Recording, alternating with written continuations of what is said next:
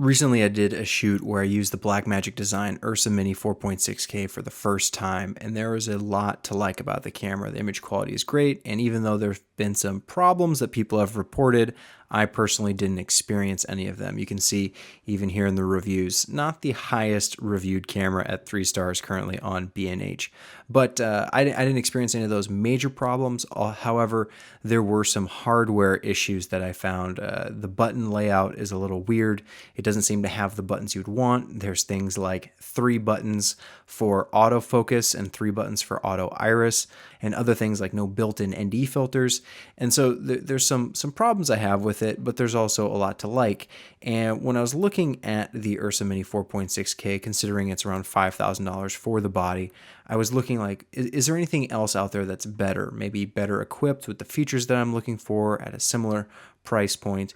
And it made me think of the FS7, the Sony FS7, because I've used the FS7 in the past. It's a great camera, a little bit more expensive. So the Ursa Mini is around $5,000. The FS7 is around $8,500 body only. Now the FS7 does come with a few extra kind of accessories when you get it. But in terms of image quality or features, they're actually pretty similar. However, the Sony FS7 does have some of those things like, built-in ND filters that you can just switch on the fly. A lot more physical buttons, so you have quick access to the things you're looking for, unlike on the Ursa Mini. But 3,500 isn't a something that you can just be ignored. That's a good step up in price. And I've also used the Sony FS5, which is kind of the little brother to the FS7. Has the built-in ND filters, still very nice layout, and for around 5,700. It's actually pretty close in price to the Ursa Mini. The main issue or problem with the FS5 is that the internal codec isn't as robust as what you find on the FS7 or on the Ursa Mini. The FS5 also records to cheap SD cards, which the FS7 uses the XQD cards from Sony, which are quite a bit more expensive. But the FS7 is a nice comparison to make with the Ursa Mini.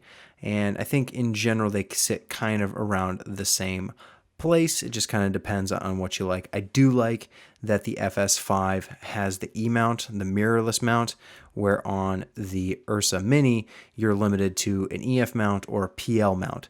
So you can't use anything like a speed booster to get to a full frame look, whereas on the FS5 and on the FS7, it's both a mirrorless mount. So if you wanted to get a Metabone speed booster, you could do an EF to E mount kind of full frame upgrade for your camera system if you wanted to. So, the FS5 is actually a really nice, compelling camera, all things considered, if you can handle the internal codec. Now, obviously, you could output the signal to an external recorder, get a slight step up in image quality there. However, that's not always the most practical thing to do, especially if you're in like a run and gun situation and you don't want external monitors or recorders hooked up and you want to keep the camera consolidated. But once I started down this rabbit hole, I figured I might as well keep going and see what else is out there. It's good to refresh kind of your understanding on cameras every once in a while, because you can kind of get dialed into what you're using and forget about some of the other options out there. So I went over to Red and checked in with what they were doing. Obviously, they've got some new stuff on the horizon, and they're always kind of tweaking up and upgrading their paths for cameras. It seems like every year there's kind of a different plan, but the latest and greatest on the affordable end is the Red Raven, which if you go over to their store, it starts at $7,000 for the brain only, and that's a very attractive initial price point. But once you go through that whole, building it out the way you need, it gets expensive very, very quickly. And obviously that's something a lot of people know about the Red products. It's a very proprietary system, so you're kind of buying into their recording media, their modules, their card readers, all that stuff. It's kind of buying into their ecosystem of products, and some people really like what they make. I personally don't like feeling trapped or restricted into buying stuff only from them. I kind of like the more open nature of some of the other camera systems where you don't have to pay quite as much. Because if you do go through the store and kind of build this out, you're looking at, $20,000, $30,000 for a workable package, and for a lot of people, that's not necessarily the most affordable. I'm sure you could get it a little bit cheaper. So if you're thinking, $7,000 for the brain, maybe you only need the base package, which if you build out the Raven 4.5K, you start at 7,000, and then you can add the base package, which is around 6,000. So yes, you can come in at under 20, but it still gets expensive fast. I mean, even if you're going with a handheld package or any of these other kind of pre-built accessory bundles, it will get expensive quickly. So Red was kind of off the table. Great cameras, love to use them, but just a little bit too expensive for my tastes. So then I figured Panasonic makes such great, cheap consumer cameras. Let me go check out the Varicams, see what they're up to lately. And they just announced the Varicam Pure, which is essentially kind of a raw recorder built in to the camera, so it kind of consolidates the size and the footprint that it's taking up. But they've got their other cameras, and the cheapest one being the Varicam Lt, kind of the light version of everything that they have going on. The Varicam 35, the Varicam HS, and that Varicam Pure that I was talking about before. But let's go check out the LT, because if we're looking to get the absolute best image quality in the most affordable package, well, let's look at what's most affordable. So if you check out the Varicam Lt, you can see that it starts around 18,000. Now on B&H, they have it listed at 16.5. I don't know if there's a difference between what those packages come with, but that is quite a bit more expensive than what we started out at with the Ursa Mini, around 5,000, and the FS7 at 8,500, and the FS5 at 5,000 to 6,000. So that's a significant step up. Are you really getting that much more? And when you look through the specs, it's got the built-in ND filters, the XLR, the SDI, HDMI. I believe there's HDMI on here. Let me confirm. There actually might not be. It seems to be that with all these cameras, there's always like one or two things that you're like, why didn't you just include it? It'd make it so simple to compare. But they all have their little quirks.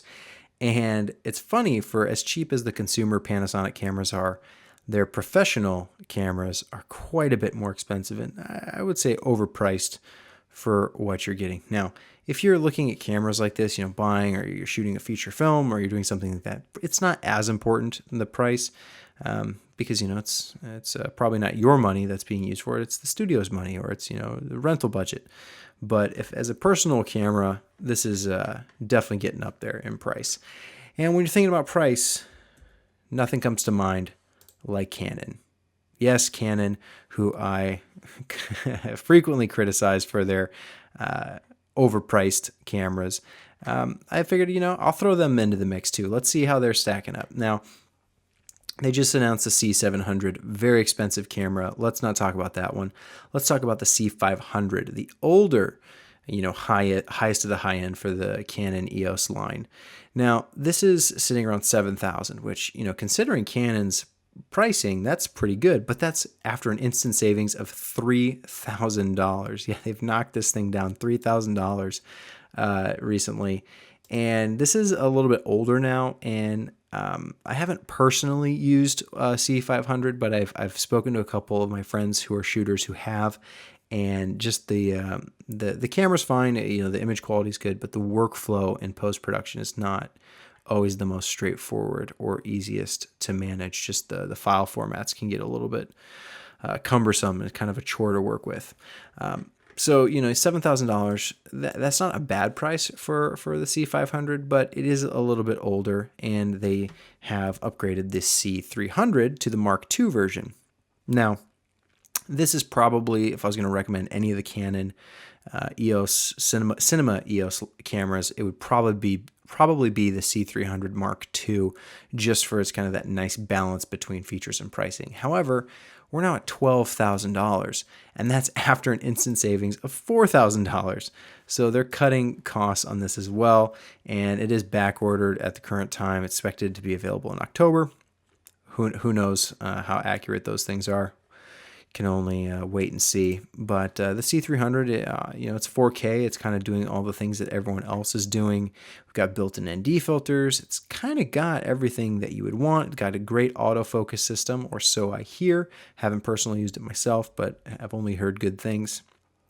Records to CFast cards, and they've got their own codecs that they use, and I think on paper, spec-wise, the C300 Mark II looks really nice. It's just that Canon price tag that they always just bump it up a little bit too much. And, if you're looking at this pricing, it's like go back to the FS7 for $8,500, So that is the fun little adventure I had going through all these different cameras, just seeing, how much better or worse I could find than the Ursa Mini 4.6K. And for $5,000, going through all this, it just made me realize how great of a deal this is that Blackmagic has put out there.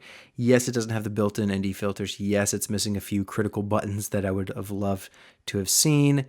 But all things considered, for only $5,000, the stuff that you're getting out of here with the 15 stops of dynamic range, recording to ProRes internally, just to CFast cards, like non-proprietary media, they only get cheaper and cheaper.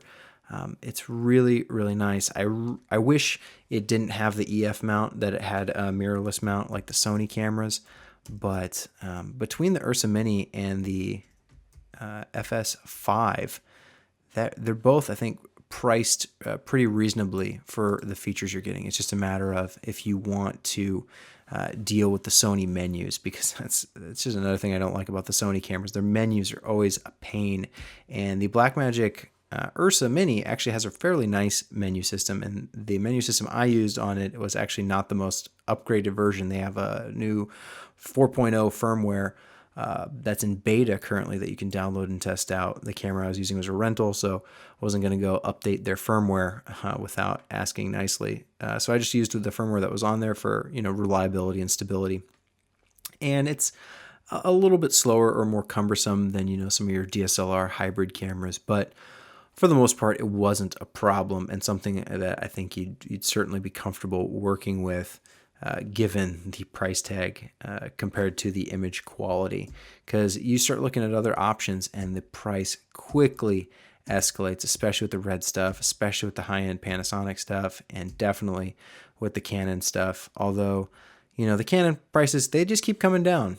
They just keep slashing those prices with their instant savings, which I don't know what that says, but probably just proves how overpriced they are to begin with. But going through all this, it made me really appreciate what Blackmagic is doing with the Ursa Mini, because after using it, I was kind of a little disappointed. Such a cool camera, excited to get my hands on it, and then a little underwhelmed with the lack of features. There's not even HDMI on this thing. It's only got SDI, which in a professional camera, yeah, obviously you want SDI. That's great to have. But it'd also be nice to have just one HDMI port on there in case you want to plug it into a TV, for client monitor, just, in some situation where you may want HDMI, it'd be nice to have included on a $5,000 camera and not just be limited to the SDI. Not that that's limiting. It's actually my preferred connection type. However, HDMI is a nice thing to have. The more options you have, the better it is. And this camera doesn't have a lot of options, I'd say, but what they give you is certainly good. So if you're looking for something that's kind of in this more, that step up from hybrid mirrorless or DSLR cameras, I think the Ursa Mini is a great place to start looking, as well as the FS5. And if you really want the kind of best of the best, my favorite camera right now in terms of price to image quality and just all the features that are packed into one unit, I really think it's the FS7. It is a little bit more than the $5,000 you'd be spending on an FS5 or on the Ursa Mini 4.6K. Now, and granted, that's just for the camera. There's some other things you'd need, like batteries, memory cards. The Ursa Mini actually has like a rail kit and it's like a shoulder rig that can go with it, the viewfinder and such that you would need to add on there. Whereas the FS5 and the FS7 use kind of a viewfinder with the LCD screen, kind of eyepiece on there. So you really have to get into the specifics with each of these cameras and into what's actually going to work the best. But I think as a starting point, the Sony FS5 and FS7, as well as the Blackmagic design Ursa Mini 4.6K, great places to start. Now, the Ursa Mini is back ordered currently, and there's no guarantee when they're going to start shipping. The FS7 and the FS5 currently in stock. You could buy one right now if you wanted. So, and they do some cool stuff. High frame rate, 14 stops dynamic range. Ursa Mini says it's got 15. I don't know if that's really going to make that big of a difference on your projects. You leave that up to you to decide whether you want to take them their word for it, but I can definitely attest that it's more dynamic range than some of the other cameras like the GH4, which is rated at 12 stops with Vlog-L. So when you're looking for kind of this mid-tier cinema cameras, I think what Sony and Blackmagic are doing is really nice, especially compared to some of the other stuff that's out there, because a lot of these other companies just like to charge that premium for the cinema cameras. And, maybe they have to. It's not a huge market. There's not a lot of people out there looking to buy cameras like this. So it costs a good deal of money doing the R&D and the development on all these things. But it seems like they could be a little bit more affordable than what Panasonic, Canon, and I mean Red's going to do their own thing, so I'm not too concerned about them. But Blackmagic and Sony, they've got my vote.